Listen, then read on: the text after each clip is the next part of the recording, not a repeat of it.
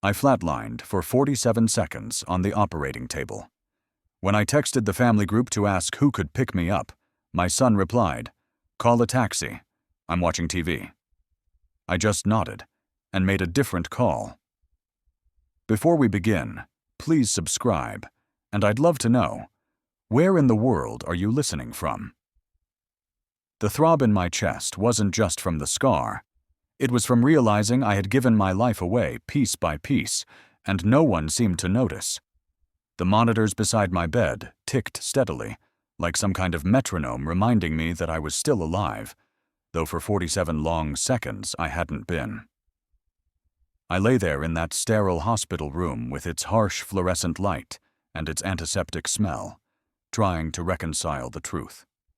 I had died, and the world had carried on just fine without me. The white walls felt as cold as the silence in my phone. No flowers rested on the small rolling table, no cards propped on the windowsill, not a single voicemail from the people who should have cared the most. The only sounds were the machines, the slow drip of an IV line, the faint hiss of oxygen, the rhythmic blip of my heart fighting to keep going. I had spent decades making sure Marjorie and Derek never went without. Every decision, every sacrifice was for them. I had sold the motorcycle that once made me feel alive, telling myself I could always buy another one someday. That someday never came. I had torn up the Paris travel brochures, my fingers trembling as I dropped them in the trash because my wife said Derek's tuition was more important. I had worked double shifts, coming home with steel dust still clinging to my clothes, so my son wouldn't have to start his adult life with debt crushing him. Now, lying here with a chest stitched back together, I couldn't escape the bitter thought. Not one of them had even shown up. The door opened quietly, and Dr. Elaine Porter stepped in. Her voice was calm, reassuring. She asked the same questions she'd asked yesterday. What year was it? What month? Could I squeeze her hand? My grip was weak, but it was there. She smiled kindly, professional in her encouragement, but when she left the room, the silence crashed back in.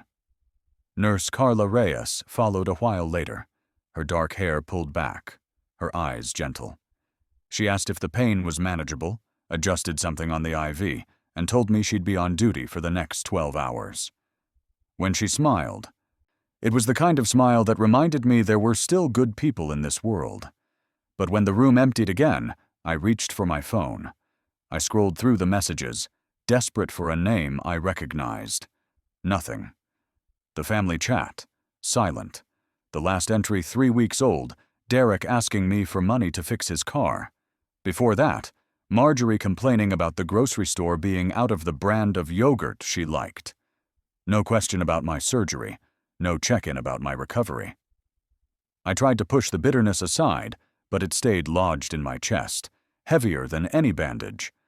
The nurse brought me a lukewarm cup of coffee that smelled faintly of burned beans. I cradled it in my hands like it was the last link to normal life, sipping slowly, letting the heat warm me. And as I drank, memories swirled in like smoke. I could see myself in the yard behind our house in Fort Worth, 20 years younger, hammering together a treehouse for Derek. The Texas sun was brutal that summer, the boards hot to the touch, sweat stinging my eyes. Marjorie had stood on the porch, iced tea in her hand, calling out that I was being dramatic when I paused to catch my breath. I told myself back then it was worth it. That one day Derek would look back and remember how his father built him something with his own hands. But the truth was, the treehouse rotted years ago, never used after middle school.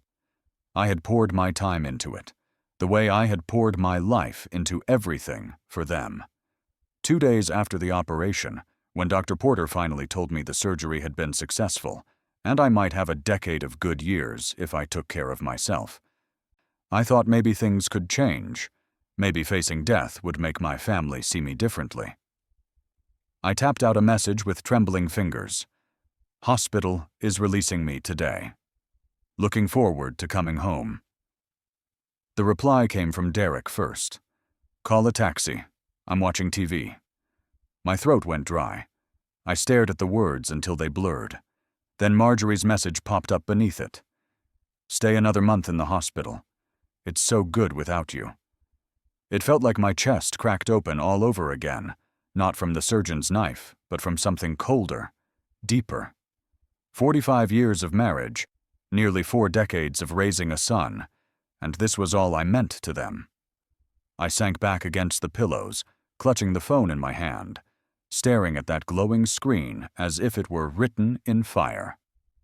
That night, the Dallas skyline outside my hospital window glowed faintly through the January haze. I could see the lights of office towers and hear faint sirens in the distance, life pulsing on beyond these sterile walls. I tried to sleep, but every time I closed my eyes, I saw those 2 messages.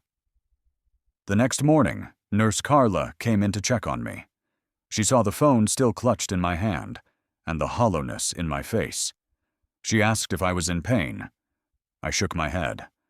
I didn't know how to tell her the truth, because the pain I felt now wasn't the kind a nurse could fix. I had given up everything that once mattered to me for 2 people who couldn't even pause a television show or take a drive to pick me up from the hospital.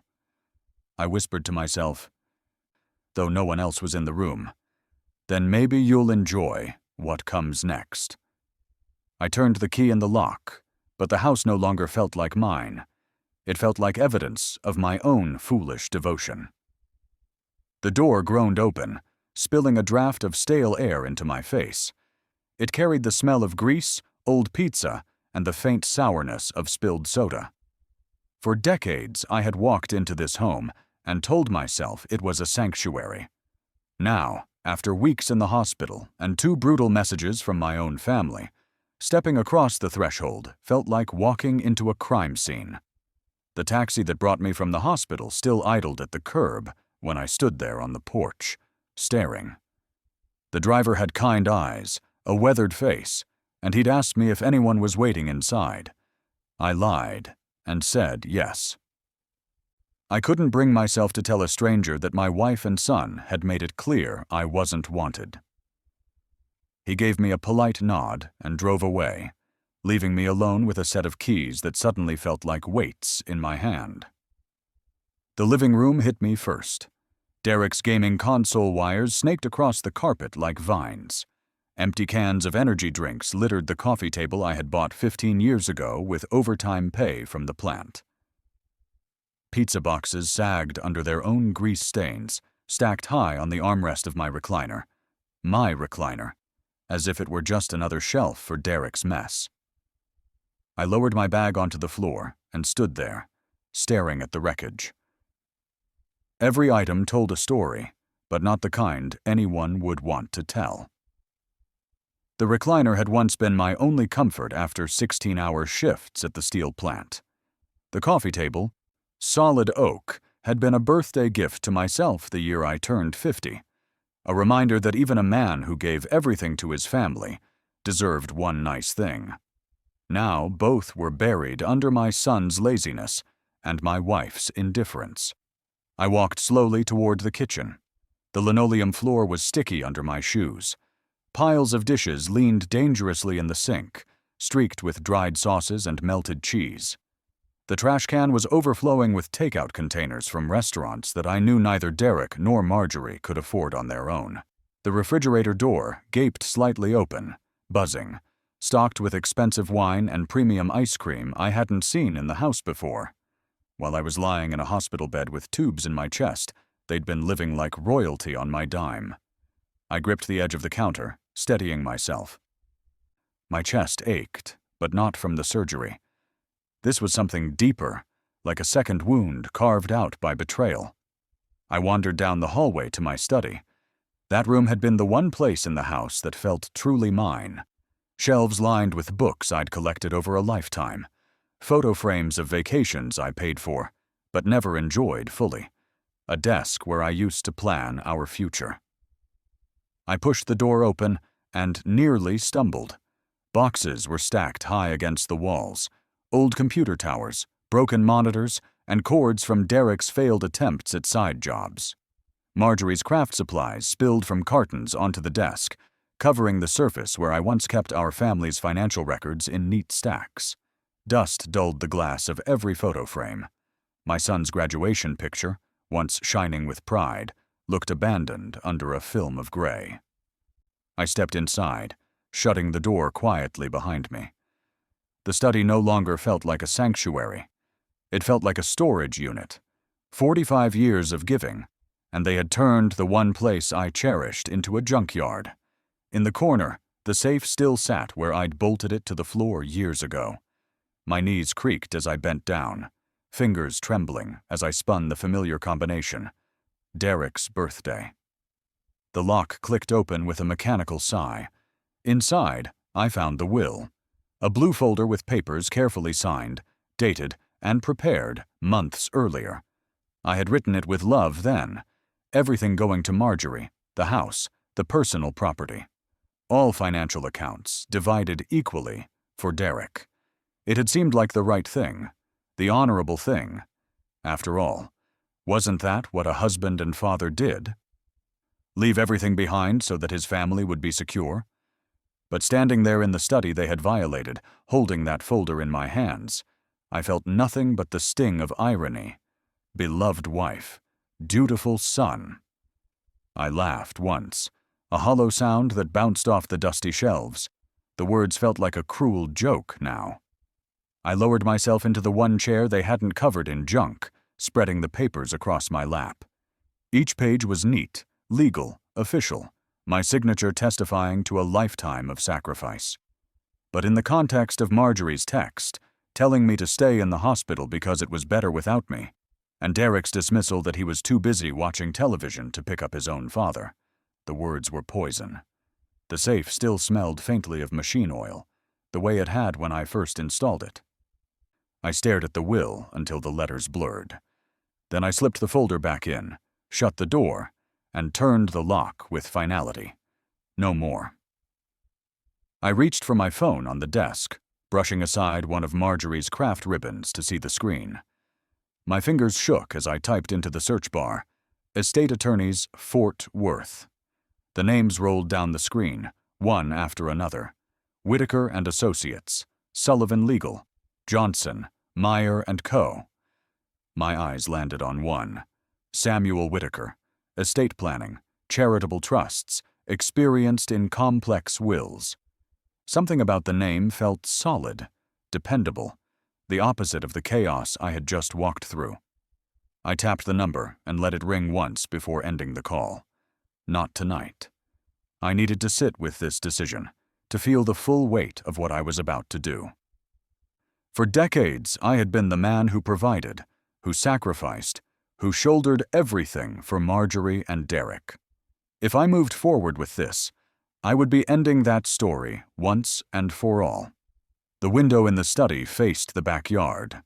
I could see the outline of the old treehouse, sagging under years of neglect, boards warped by rain and sun. I remembered every nail I drove into it, every splinter I pulled from my hands as I built it for Derek. He had spent a single summer playing up there, then abandoned it for video games and indoor comforts, just like he had abandoned me when I needed him most. I felt a strange calm settle over me, the kind of calm that comes not from peace, but from resolve. I whispered to the folder locked away in the safe, as if it could hear me. Beloved wife, dutiful son, not anymore. The night outside was still, broken only by the occasional bark of a dog down the street. I stood from the chair, turned off the light, and left the study behind. Tomorrow I would begin something new, but tonight I searched my phone again for that lawyer's name, staring at the number, steady now, unshaken. I knew what I had to do, and I would not hesitate again. I pressed the contact into my favorites, my thumb hovering, certain of what tomorrow would bring. I whispered to myself one more time, steady and cold, beloved wife, dutiful son, not anymore. Then I looked down at the glowing screen and saw it clearly. The name that would help me undo decades of sacrifice. Samuel Whitaker. I searched his number again, this time my finger steady on his name. I searched my phone for Estate Attorneys Fort Worth, finger steady on Samuel Whitaker's name. For 45 years, I planned for their futures. Now, for the first time, I was planning for mine. The thought came to me as I stood at the kitchen window, staring at the old oak in the backyard. Its branches were bare under the gray February sky, brittle against the wind, not unlike my own body after surgery. That oak had shaded countless summer barbecues and family birthdays. It had stood there through the good years, through the sacrifices, through the countless times I told myself that one day my family would appreciate what I had done. That day had never come. When I closed my eyes, I heard Marjorie's voice echoing from a decade ago. When Derek grows up, we'll finally have time for us. She had said it with a smile, her hand resting lightly on my shoulder. I had believed her, but Derek never grew up, not in the way that mattered. He grew older, yes, but his entitlement only thickened like rust on an old pipe. Our time together had never arrived. The truth was, my life had been nothing but theirs. But the moment I held the will in my hands and read the words, beloved wife and dutiful son, I understood I had been nothing but a convenient workhorse. The anger that once burned hot inside me had cooled into something sharper, steadier. Clarity. I had spent enough time being the fool. The next morning, I put on the same jacket I had worn for years to work at the plant. The fabric smelled faintly of iron dust and machine oil, a scent I would probably carry until the day I died. I buttoned it carefully, slower than before, mindful of the ache in my chest where the surgeon's stitches still pulled. The cold air bit at my face as I stepped outside, locking the door behind me. Downtown Fort Worth looked different from the suburban streets I called home. Glass towers rose into the cloudy sky, their reflections bending light like mirrors of a world I had never belonged to. When I was younger, I used to drive through downtown after long shifts, wondering what it would be like to sit in one of those high-rise offices with air conditioning that never broke down and leather chairs instead of steel stools. Back then, I convinced myself I didn't need that life. I had my family. I had purpose. Now, walking into Samuel Whitaker's office on the 15th floor, I realized just how wrong I had been. The lobby smelled faintly of polished wood and expensive coffee. A receptionist with perfectly styled hair greeted me with a smile that felt both professional and genuine. "Mr. Granger, Mr. Whitaker is ready for you." I followed her into a wide office with windows that framed the city like a painting. The skyline stretched into the distance, and for a moment I felt both small and powerful at the same time. Samuel Whitaker stood to greet me. He was a man in his mid-50s, silver hair combed neatly back, his suit the kind that said he was used to dealing with serious people making serious decisions.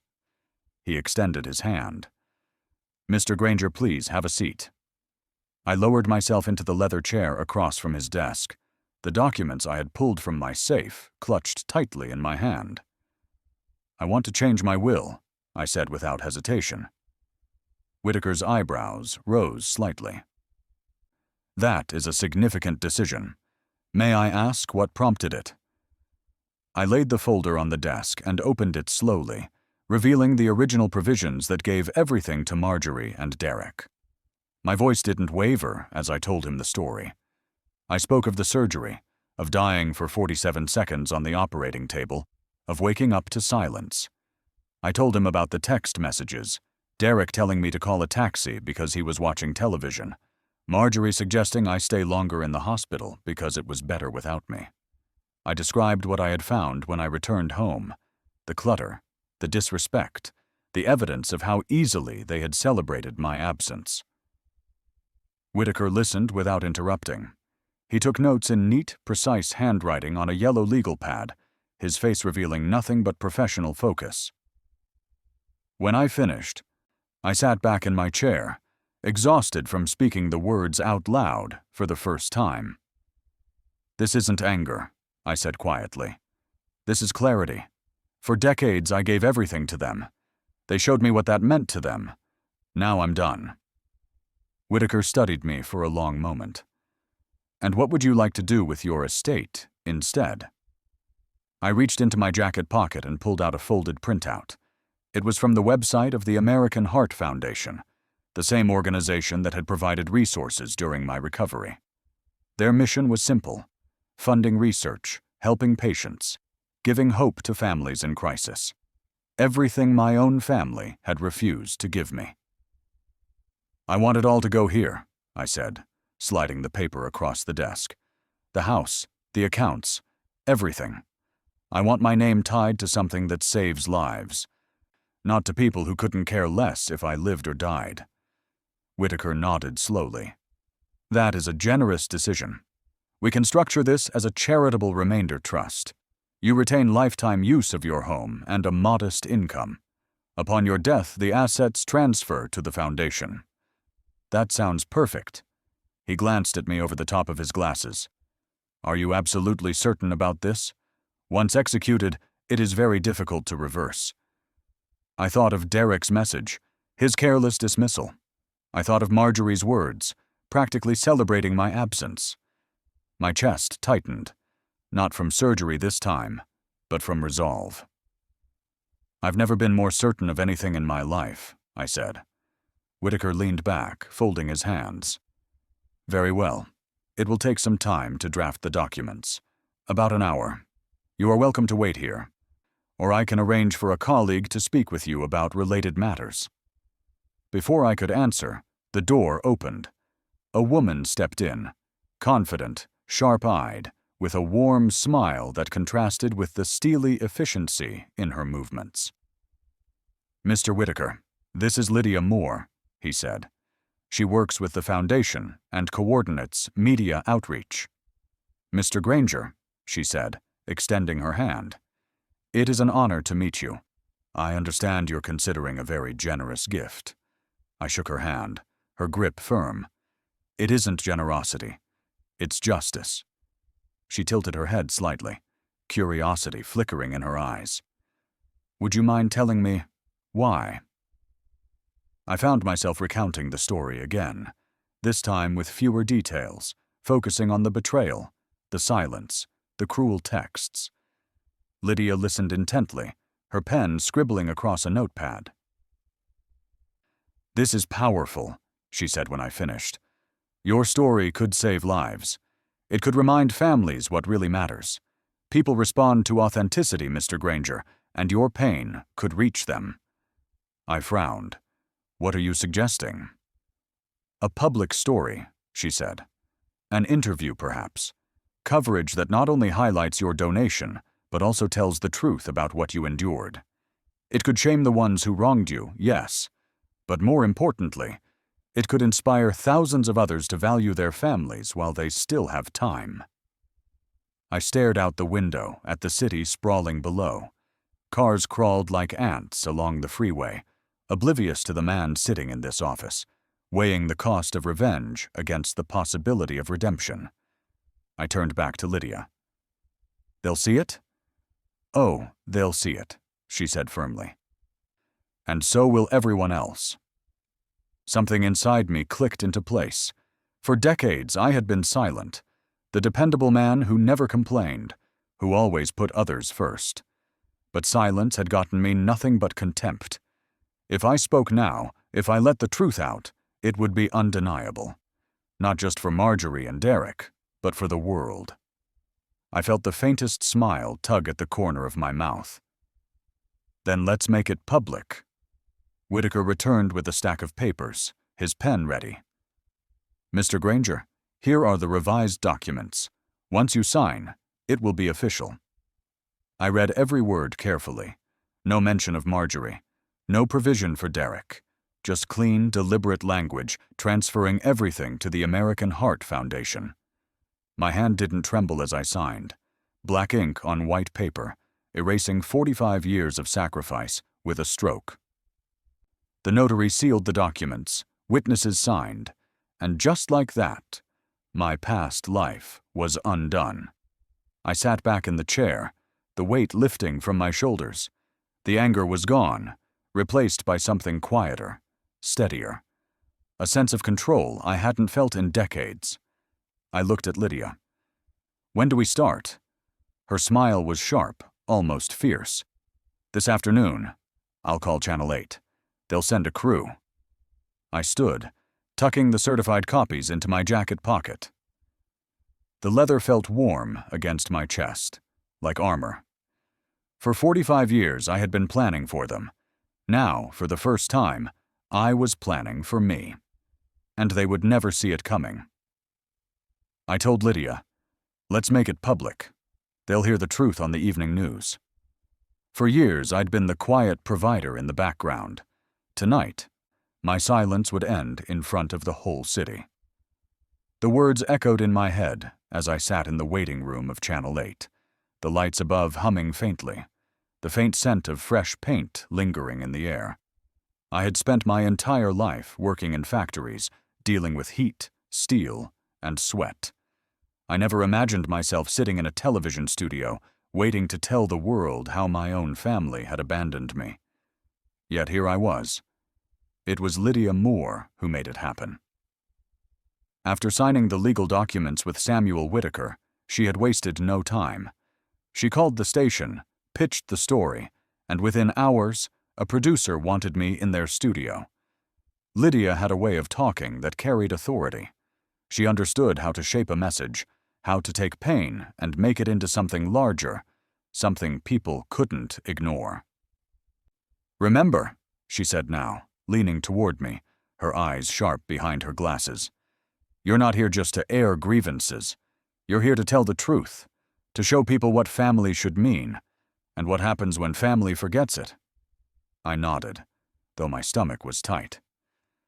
I'd faced near death on an operating table, but this was a different kind of fear. I wasn't afraid of cameras. I was afraid of being dismissed again, of speaking the truth and having no one care. A young assistant with a headset appeared in the doorway. "Mr. Granger, we're ready for you." The studio lights were blinding when I stepped onto the set. A large desk gleamed under the glow. Cameras pointed at the interviewer and me from multiple angles. David Martinez, the anchor I had watched for years from my recliner at home, stood to shake my hand. His grip was firm, his expression respectful. "Walter, thank you for being here," he said.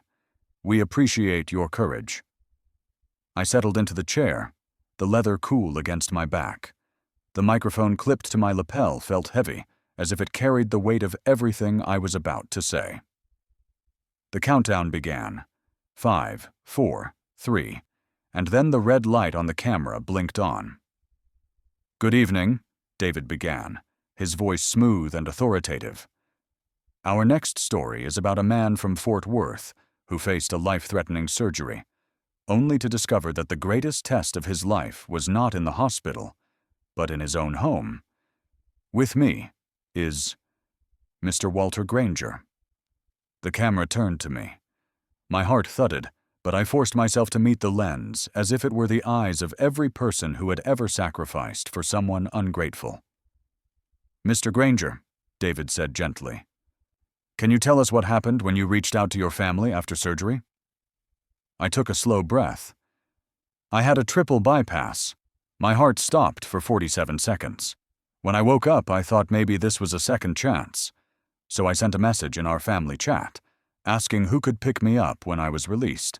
My son replied, "Call a taxi. I'm watching TV." The studio was silent, the only sound the faint buzz of the lights overhead. "And my wife," I continued, my voice steady though my hands trembled slightly on my knees. "She told me to stay another month at the hospital. She said it was so good without me." The words hung in the air like smoke. I saw David's jaw tighten, his eyes narrowing in disbelief. "What went through your mind when you read those messages?" he asked softly. I let out a slow breath. "That love should be mutual. Gratitude is a choice. For 45 years, I chose to put my family first. When I needed them most, they chose differently. That was when I realized I couldn't keep living the same way. David leaned forward slightly. And what did you decide to do? I pulled the folded papers from my jacket pocket and set them on the desk between us. I changed my will. Every dollar, every possession, every bit of what I earned through decades of work will go to the American Heart Foundation, an organization that values life, that saves families, not to people who celebrated my absence. The producer gave a subtle signal, and one of the cameras panned to capture the papers, the legal seals gleaming under the lights. Why the American Heart Foundation specifically? David asked. They saved my life when my heart stopped for 47 seconds, I replied firmly. My family didn't seem to care if I lived or died, but the doctors and nurses fought for me. They gave me another chance. This is my way of honoring that. Lydia, standing just off set, gave a small nod of encouragement. She knew I was hitting the notes she had prepared me for, but the truth was, these weren't rehearsed words. This was my life. The interview ended 20 minutes later, but it felt like both a lifetime and a single breath. The cameras shut off, and David shook my hand again. That was powerful, he said. People will remember this. When I walked out of the studio into the cold night air, I felt lighter. For the first time in decades, I had spoken the truth without fear of keeping the peace. Lydia clapped a hand on my shoulder. The 6 o'clock broadcast will run tonight. By tomorrow morning, half the city will know your name. And your family, they won't be able to hide from it. I went home to an empty house. I brewed myself a cup of coffee, sat in the recliner Derek had claimed, and waited. At exactly 6, the story aired. The anchor's voice carried across the living room. A Dallas area man is making headlines tonight after donating his house and life savings to charity. But it's the reason behind his generosity that has everyone talking. Then my face filled the screen, calm but unyielding. My words echoed in the room. When I asked my family to pick me up, my son told me to call a taxi because he was watching television. My wife said I should stay another month because it was so good without me. I could almost see Marjorie and Derek's faces as they heard those lines from their own mouths, broadcast to thousands of homes across the city. The camera showed my house, the cluttered living room, the photographs of a life I had funded and carried on my shoulders. The segment ended with me saying, "My only regret is that it took me 68 years to understand my own worth." I sat there in silence, long after the news ended. Outside, the neighborhood was quiet, but I imagined curtains being pulled back, neighbors whispering, phones buzzing with the story. And somewhere, I knew Derek and Marjorie were watching, their smug comfort crumbling into horror. I leaned back in the recliner, the bitter taste of coffee on my tongue, and allowed myself the faintest smile. My silence was broken. My truth was out. And for the first time, I felt the world was listening. At the same moment, Derek and Marjorie watched from the living room, their smug laughter replaced by horror. The front door creaked open, and for the first time in decades, I wasn't coming home to keep the peace. I was bringing judgment. The house smelled of stale coffee and the faint tang of pizza left too long in the trash. Morning sunlight cut through the blinds, throwing long stripes across the living room floor, illuminating the chaos Derek had left behind. The energy drink cans still towered like a monument on the coffee table. The greasy boxes still lay slumped beside my recliner. But what struck me most wasn't the clutter. It was the way Marjorie and Derek stood waiting, their faces tight with anger and desperation. I remembered all the times I used to walk through this door with my lunch pail in hand, exhausted after a double shift, forcing a smile so Marjorie wouldn't see how badly my back hurt. I remembered Derek running into the living room when he was little, his small hand tugging at mine to show me the drawings he made. I had believed those moments mattered. But now, all I saw were two people who had hollowed out this house and hollowed out my heart with their greed. "Dad," Derek said sharply, stepping forward as if to block my path. "What the hell is this madness? You're on TV embarrassing us, embarrassing this family." I hung my jacket on the hook by the door, my movements deliberate, calm. "Family," I said evenly. "Is that what we're calling it now?" Marjorie's eyes glittered with something between rage and panic. "Walter, what are you thinking? Going on the news, dragging our names through the mud? Do you realize what people will say? What the neighbors must think?" I met her gaze without flinching. "They'll think the truth. That's all I told. The truth." Her mouth opened and closed, but Derek jumped back in, his voice rising. "This isn't you. This is that surgery. The doctors must have messed with your head. You're not thinking straight." I stepped past him, moving into the kitchen. The coffee pot sat empty, the glass carafe smeared with fingerprints. I filled it with water, measuring the scoops of grounds with the same steady hand I used when I worked with steel. The hiss of the machine starting filled the silence that followed. "When I was lying in that hospital bed," I said slowly, "did either of you call once?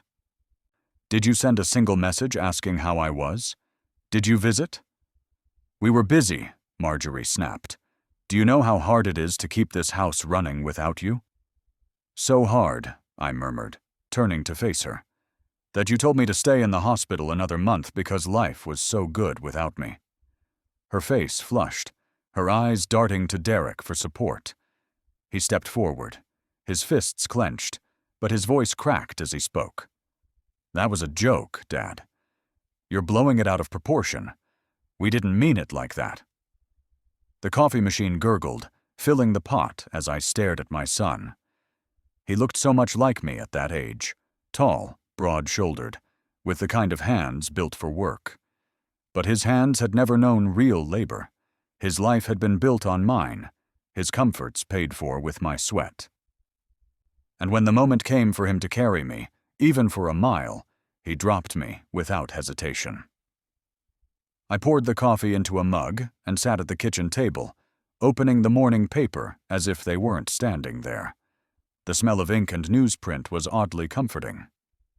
67 phone calls last night, I said, my voice low but sharp. Funny how you can find the time to call when your inheritance is threatened. Marjorie's voice trembled now, the steel slipping from it. "Walter, listen to me. We were wrong. I admit it. We should have been there. But 45 years of marriage has to count for something." I turned a page of the paper. "It did count, until you showed me exactly how little I meant to you." She stepped closer, tears brimming in her eyes. "We can change. I promise you. From now on, we'll appreciate you. We'll do better." I looked up slowly, letting the silence stretch until she shifted uncomfortably. "For how long? Until the next time you need something? Until I'm too old to be of use?" Her tears spilled then, streaking down her cheeks. "Please, Walter, don't do this." I folded the paper neatly, set it on the table, and stood. My voice was calm, almost quiet, but the words cut sharper than any shout could have. "You have 24 hours to leave this house." The silence that followed was heavier than the Texas heat in July. Derek's face went white, his mouth opening in shock. Marjorie staggered back as if I had struck her. "Where will we go?" she whispered. "We have no money." "That," I said, walking past them toward the front door, "is no longer my problem." Derek's composure cracked then. He slammed his fist against the table, rattling the mug. "You can't do this. I'm your son.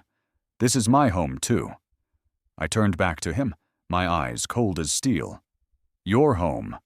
When did you last pay a mortgage payment? A utility bill? When did you contribute anything besides dirty dishes and demands for money?"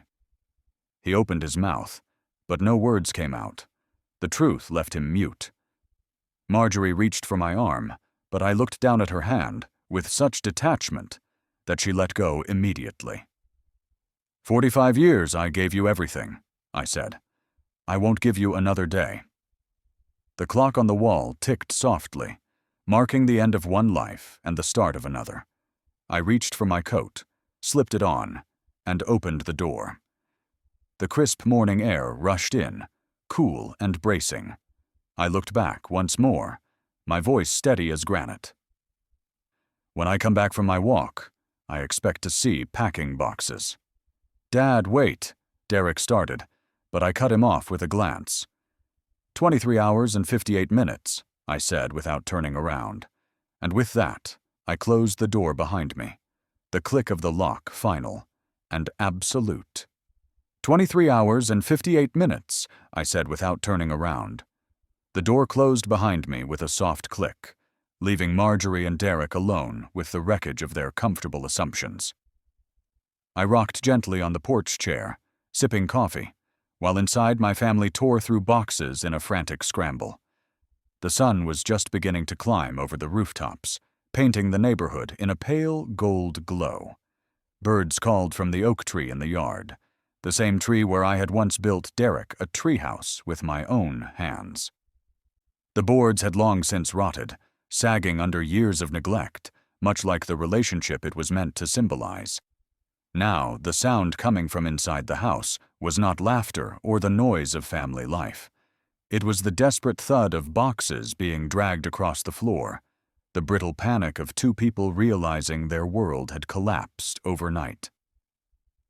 When I was younger, I used to sit on this very porch after mowing the lawn, sipping iced tea while sweat dripped down my back, proud that I was giving Marjorie and Derek a good home. Back then, the porch had been my vantage point to watch the rewards of sacrifice. Today, it was my witness stand, the place where I calmly observed justice being carried out. Through the screen door, I heard Marjorie shouting, "Derek, be careful with that box. It has my china." Derek cursed under his breath, his footsteps heavy on the stairs. "Why do we even need this junk? We don't have room for all of it." I took another sip of coffee, savoring the bitterness. It was the taste of truth. Every few minutes, one of them would appear in the doorway, their faces flushed, their arms full of clothes, electronics, or kitchenware. They would glance at me as if expecting mercy, as if hoping I would suddenly change my mind. But I sat steady, rocking gently, offering nothing but silence. Around noon, Mrs. Evelyn Brooks from next door wandered over. She was carrying her gardening gloves, her eyes darting between me on the porch and the sight of Marjorie loading another box into the trunk of her car. "Everything all right, Walter?" she asked softly. I smiled faintly. "Just some family changes, Evelyn. Nothing to worry about." Her gaze lingered on me, on the pile of boxes growing by the door, and I could tell she knew more than I was saying. She'd seen the news broadcast. The whole neighborhood had. She gave a polite nod before returning to her yard, but I saw her glance back twice, curiosity and sympathy written on her face. The afternoon sun grew hotter, filling the air with the smell of asphalt warming on the street. Derek stumbled out the door carrying his computer monitor, sweat plastering his shirt to his back. He shot me a glare as he passed. "This is insane," he muttered. "You can't survive without us. Who's going to take care of you when you get sick again?" I leaned back in the chair, the wood creaking softly beneath me. "I survived 47 seconds without a heartbeat, Derek. I think I'll manage without you." He flushed, looking away, and nearly dropped the monitor in his frustration. Marjorie tried a different tactic. She came out with a box of dishes, her face streaked with tears. She set the box down on the porch railing and looked at me with red-rimmed eyes. "Walter," she said, her voice trembling, 45 years of marriage can't just be erased. We've had good times. We've raised a son together. Doesn't that mean anything?" I met her gaze steadily. "It meant everything, until you told me life was better without me." Her lips parted as if to argue, but no words came. She picked up the box again and walked toward the car, her shoulders sagging under the weight of both porcelain and truth. By mid-afternoon, the lawn looked like a garage sale gone wrong. Clothes stuffed into trash bags, electronics piled haphazardly, furniture legs sticking out of car trunks. They moved frantically, their rhythm shifting from anger to bargaining to despair. "Dad," Derek tried again, his voice softer this time, almost pleading. "What if we paid rent? What if we helped with the bills? We could stay, and things could be different." I shook my head slowly. "You had decades to contribute. All I ever asked for was respect. You couldn't give me that." His mouth tightened. "So that's it? You're just throwing us out? We're your family." "Family is supposed to stand by you when you're dying," I said, "not tell you to call a taxi." The words hit him like a physical blow. He turned away, slamming the car trunk harder than necessary. By 4 o'clock, their cars were crammed to the brim. Marjorie's sedan sagged under the weight of boxes. Derek's old sedan was stuffed with gaming equipment, clothes, and whatever else he had decided mattered more than the memories they were leaving behind. I watched Marjorie stand at the edge of the driveway, her hands shaking as she fumbled with her car keys. For a moment, I almost felt pity. Almost. She had once been the woman who stood by my side in a courthouse, saying vows she swore to keep. She had once been the woman I thought I could grow old with. But those moments had been buried under years of disdain and neglect. "I never thought it would end like this," she whispered, her voice barely carrying across the lawn. "Neither did I admitted. "I thought you'd learn to appreciate what you had." She wiped her cheeks, leaving streaks of mascara, and climbed into the car. Derek slammed his door shut and rolled down the window. His face was pale, his jaw clenched. "We'll be back, Dad. You can't keep us away forever."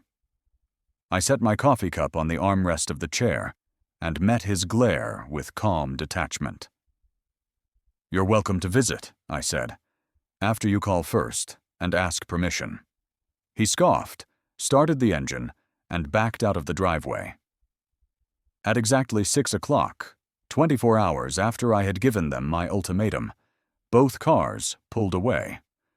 Marjorie's tears blurred her vision as she turned the corner. Derek's car followed, its muffler rattling, his anger trailing behind in the roar of the engine. I sat on the porch until the rumble faded into silence. The neighborhood was still, the sun dipping low, the sky streaked in shades of pink and orange. For the first time in 45 years, the house was empty, and the silence was beautiful. I stood and walked inside. The air felt different, lighter.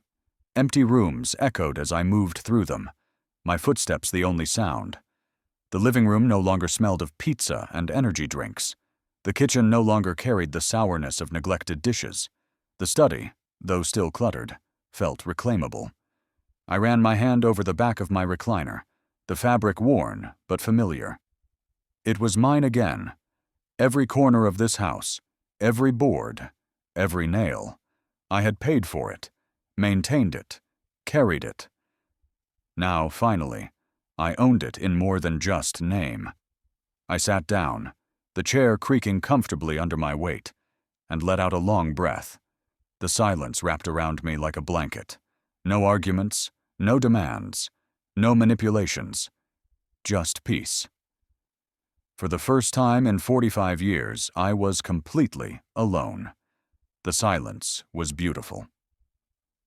The desert wind at Big Bend tasted like freedom, sharp, dry, and alive. I had driven 7 hours southwest from Fort Worth, past stretches of highway where the land rolled out flat and endless, past small towns with rusted water towers and diners that looked like they hadn't changed since 1952. With every mile, I felt the weight of my old life fall further behind me. The farther I went, the more the air seemed to clear, as if the universe itself was reminding me that life could begin again at 68. It had been weeks since Marjorie and Derek packed their cars and left the house for good. In that time, I had discovered silence was not a punishment, but a gift. I had reorganized the study, dusted the photographs, and taken the clutter to the curb in heavy black bags. For the first time, the house felt like mine. But as much as I cherished the peace, I knew I couldn't spend the rest of my days just sitting in those empty rooms. I had been given a second chance, and I wasn't going to waste it waiting for life to come find me. So I packed my own car, a beat-up Chevy truck that had carried me to work for decades, and pointed it toward the open road. I didn't ask permission. I didn't explain myself. There was no one to answer to anymore. The first time I saw the cliffs of Big Bend rising in the distance, I had to pull over just to take it in. The desert stretched out before me in colors I didn't know Texas could hold. Deep reds, sandy browns, and streaks of gold where the sun cut through the haze. I stepped out of the truck, the wind slapping against my face, and breathed it in. No television blaring, no voices demanding. Just sky and stone and silence. At the campground, I fumbled with a brand new tent, the nylon stubborn in my hands. I had never camped alone before. When Derek was young, I had dreamed of taking him on trips like this, teaching him how to build a fire, how to read the stars. But he had never cared for it, preferring video games and indoor comforts. Marjorie had turned her nose up at the idea of sleeping anywhere without air conditioning. So the trips never happened. As I struggled with the tent poles, a voice called out from the next site. "First time, huh?" I turned to see a man about my age, stocky, with a sun-creased face and a ball cap that read Oklahoma State. He walked over, extending a hand. "Name's Frank Dalton, retired teacher." "Walter Granger," I said, shaking his hand. "Here, let me help," he said, taking one end of the pole. In minutes, the tent was standing straight. "Appreciate it," I said. "No problem," Frank said, grinning. "We old guys have to stick together out here. What brings you to Big Bend?" I hesitated, then smiled faintly. A fresh start. That night we sat around a fire, the flames licking at the dry wood, sparks rising into the star-heavy sky. Frank told me about his years teaching history, about the wife he had lost 3 years ago, about how the silence of his house had pushed him to the road. I told him about the surgery, about Marjorie and Derek, about the betrayal that had cut deeper than the scalpel. He listened without judgment, nodding slowly. "Hell, son," he said finally, his Oklahoma drawl stretching the words. "It's never too late to start living for yourself." I slept that night to the sound of coyotes in the distance and the crackle of the fire dying down. For the first time in years, I didn't dream of hospital rooms or bitter words. I dreamed of mountains. Over the next weeks, I chased those mountains. In March, I drove north to Colorado. The air grew thinner with every mile, and my chest ached as I climbed the switchback roads. But I pushed through. The pine forests smelled sharper than any cologne, and the snow-capped peaks glistened under a sky so blue it almost hurt to look at. I joined a hiking group for seniors, my breath coming hard as we made our way along a trail that opened to a meadow carpeted with wildflowers. Among them was a woman named Linda Park, a widow from Denver with a quick laugh and a camera slung around her neck. "First time photographing mountains?" she asked, handing me her spare camera. I admitted it was. She showed me how to frame a shot, how to use the light to tell a story. I found myself leaning into it, clicking away, capturing the jagged ridges, the reflection of cliffs in still lakes, the burst of color in a field of lupines. For years, I had never let myself pause to see beauty. Now, with every photo, I felt as though I was learning how to see the world again. Linda laughed as I crouched to get a better angle of a stream. "You're a natural," she said. I smiled, surprising myself. Feels like I'm finally catching up to the life I missed. By the time April rolled around, I felt stronger than I had in decades. My cardiologist, Dr. Porter, nearly gasped when she saw me at my checkup. "You're glowing," she said. "Your recovery is remarkable. What changed?" "Everything," I told her. "I finally started living for myself." Spring turned to summer, and the road stretched on. Arizona's deserts greeted me with blooms of wild cacti, bright pink and yellow against the red stone. Utah's arches and canyons tested my camera skills, forcing me to find new angles. In New Mexico, I stood among ruins older than memory, tracing the worn stones with my fingers, feeling the weight of history, and the reminder that all things pass, both good and bad. Through it all, Frank and Linda became companions. We would meet at different parks, share campsites, trade stories under the stars. Frank always brought a flask and a new joke. Linda always had an eye for a photograph I missed. For the first time, I had friends who knew me not as a provider, not as a man defined by his sacrifices, but simply as Walter. Lydia from the foundation kept in touch, too. She asked for photos, for updates, for words to share in the newsletters. Soon my pictures of mountain sunrises and desert trails were reaching other heart patients, men and women who wrote back, saying they had found courage in my journey. One letter in particular struck me. It was from a man in Ohio who had just had bypass surgery of his own. "Your story reminded me that I still have things to live for," he wrote. "I called my daughter after reading it. We hadn't spoken in years. We're having dinner next week." I folded the letter carefully and tucked it into my journal. For the first time in my life, my pain had helped someone else heal. But even as I embraced this new life, memories of Marjorie and Derek crept in at odd moments. At night, when the campfire was low, I'd think of Marjorie's tears as she packed the car. I'd remember Derek's face, pale with shock, when I told him respect mattered more than blood. The old ache would rise in my chest, but it never stayed long. Because every morning, when I unzipped the tent and stepped into the rising sun, I knew I had chosen freedom.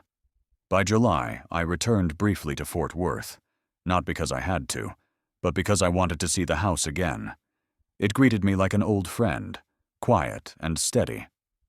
I made coffee in the kitchen, sat in the recliner, and flipped through the photographs I had printed from my trips. As I sat there in the coffee shop downtown, later that week, reviewing a new batch of Colorado photos, a shadow fell across the table. I looked up, and my breath caught. Derek stood there. His posture was different, straighter, more deliberate. His clothes weren't the rumpled gaming shirts he used to wear. He looked almost adult. "Dad," he said, his voice uncertain. "Could I sit down for a minute?" I gestured to the empty chair, my heart thudding not from fear, but from curiosity. 6 months had passed since I had watched him drive away. Now he looked like a man who had learned something in the meantime. I leaned back, folding my arms, watching as he pulled out the chair and sat across from me. And I waited, wondering what he had come to say. Back at a Fort Worth coffee shop, I looked up to see Derek hesitantly approach.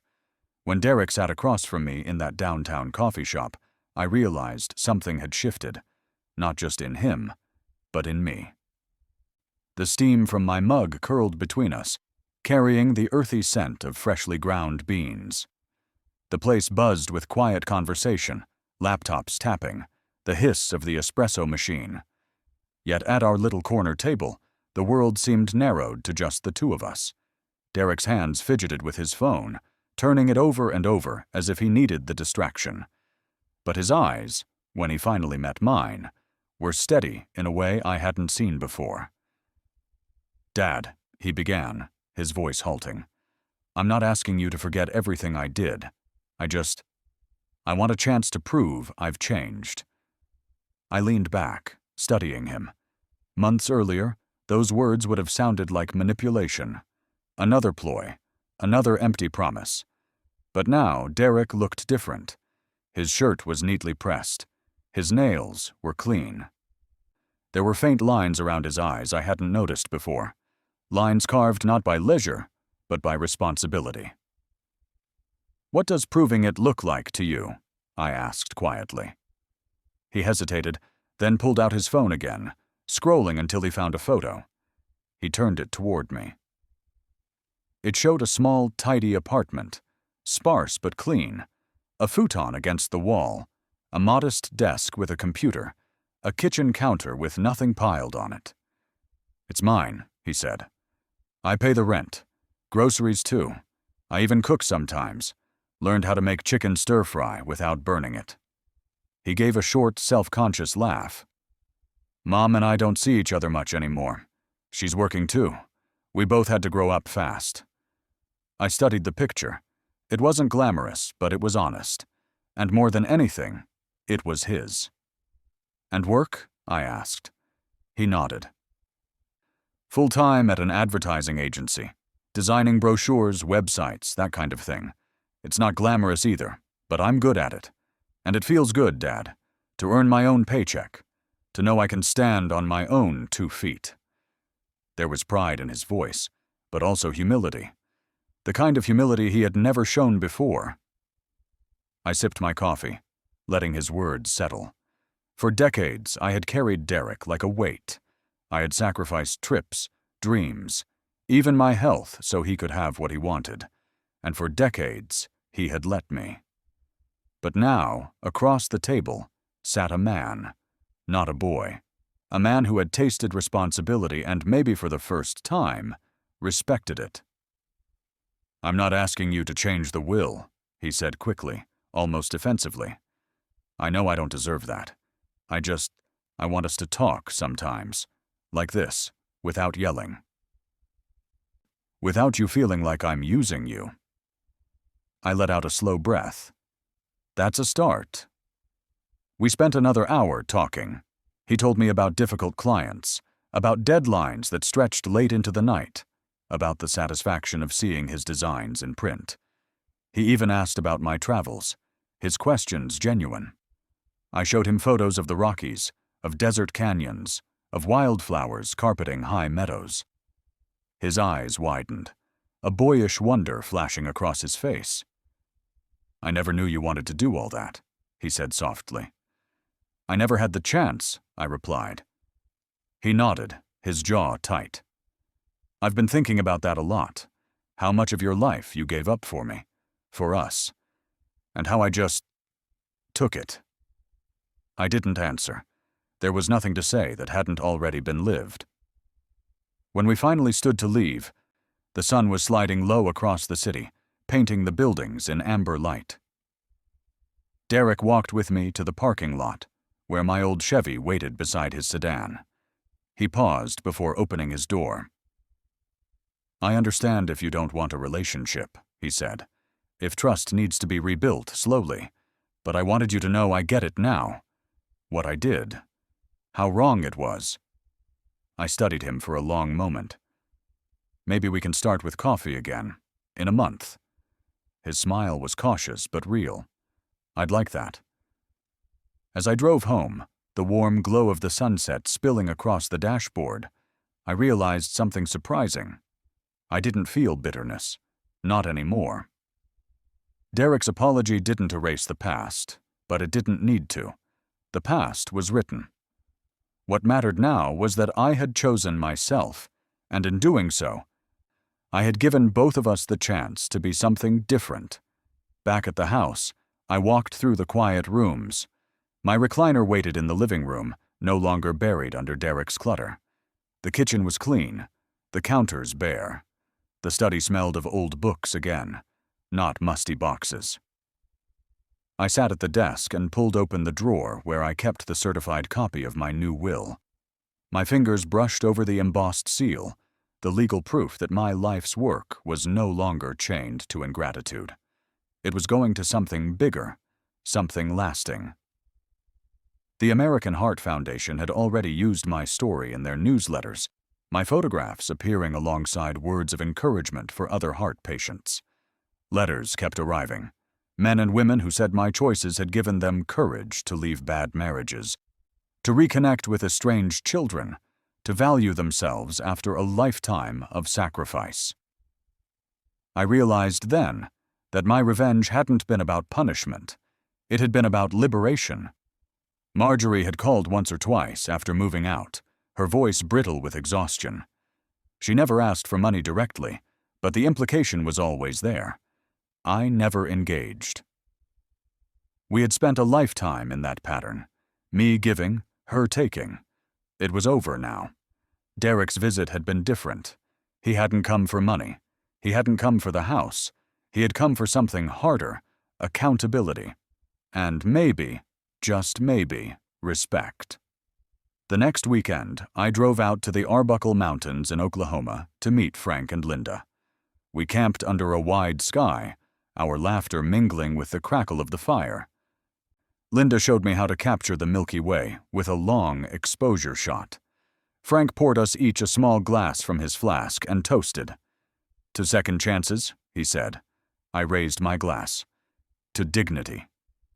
The stars stretched endlessly above us, and I felt for the first time in my life entirely at peace. Back in Fort Worth weeks later, as I prepared for another trip, I walked once more to the mirror in the hallway. The man looking back at me had lines etched deep into his face, scars across his chest from the surgeon's knife, but his eyes were alive. I smiled. I had been dead for 47 seconds once, but this was living. I picked up my packed bag, locked the door behind me, and stepped into the fading light, the road calling me forward